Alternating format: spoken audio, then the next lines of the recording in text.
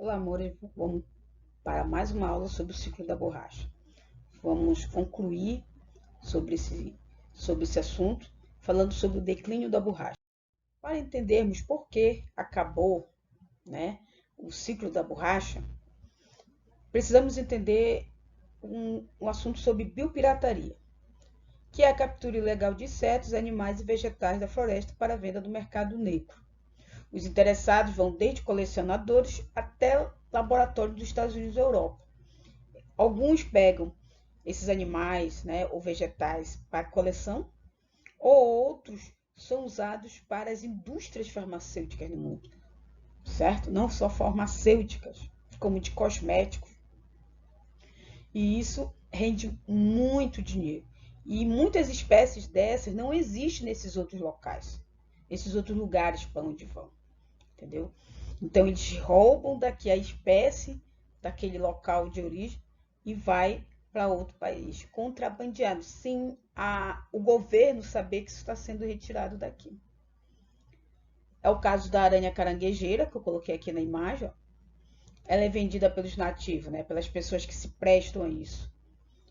Às vezes, por necessidade, eles acabam pegando, né, e às vezes até por ignorância, né, não saber ou ser ilegal, ou às vezes sabe que é ilegal, mas a necessidade acaba fazendo com que eles façam essas situações. Então eles pegam eles e vendem para essas pessoas que cumprem, que são chamados os traficantes, né, da biodiversidade. Pode chegar a valer no seu destino ó, a $500, muito dinheiro. E se for uma espécie rara, né, e de muito interesse, principalmente para a área farmacêutica, esse valor ele triplica. Então vamos lá. A biopirataria da seringueira. Esse aqui é o Henry Wickham. Ele foi o responsável, né, por essa biopirataria da seringueira na Amazônia.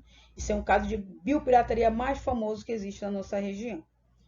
Em 1876, sob o pretexto de buscar penas de cores vibrantes para o chapéu dos ingleses da era vitoriana, Henry Wickham desembarcou na Amazônia com outro plano em mente: furtar sementes de seringueira para serem entregues ao Jardim Botânico Real da Inglaterra. Foi assim que a árvore nativa da Amazônia foi retirada de seu habitat natural e algumas sementes, cerca de 3.000 das 70.000 furtadas, germinaram e foram enviadas para as colônias da Inglaterra, na Malásia e no Ceilão. Em 1916, essas sementes começaram a germinar, né, e começaram a se reproduzir, fez com que a Inglaterra, né, começasse a vender e ser responsável por 95% da demanda mundial da borracha no mundo. Olha lá. As sementes roubadas foram plantadas na Ásia a partir do ano de 1910 e aí daí, com o tempo, elas começaram a produzir e dar frutos, como nós vimos ainda há pouco. Com isso, os custos relacionados com a exportação brasileira, né, que nós exportávamos para a Europa, para os Estados Unidos, com isso começou a cair. Por quê?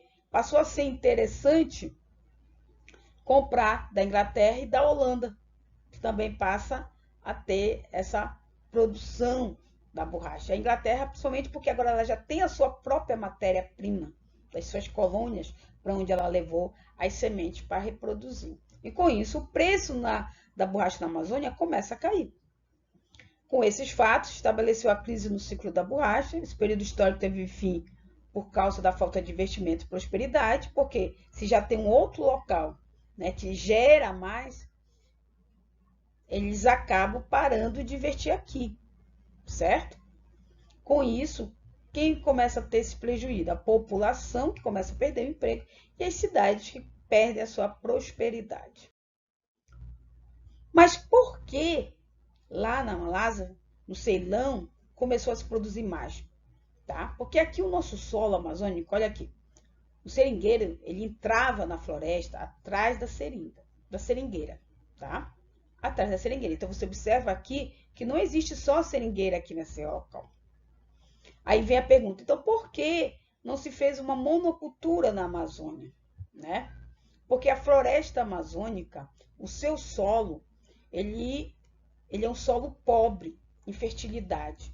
O que faz com que o solo da Amazônia seja fértil, tá? É a própria floresta. Olha aqui, cai, tá?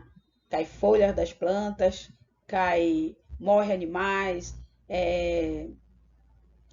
cocô de animais. Então, o que acontece aqui? Isso aqui acaba virando adubo aqui nessa área e fertiliza esse solo, né? Isso aqui nós chamamos de serrapilheira.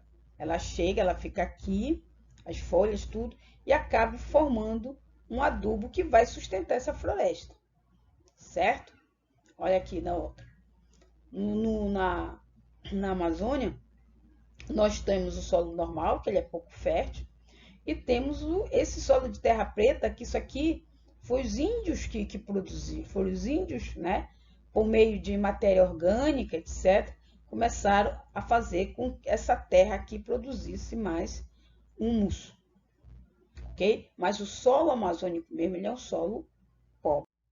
Olha só, isso aqui é uma monocultura de seringueira, tá?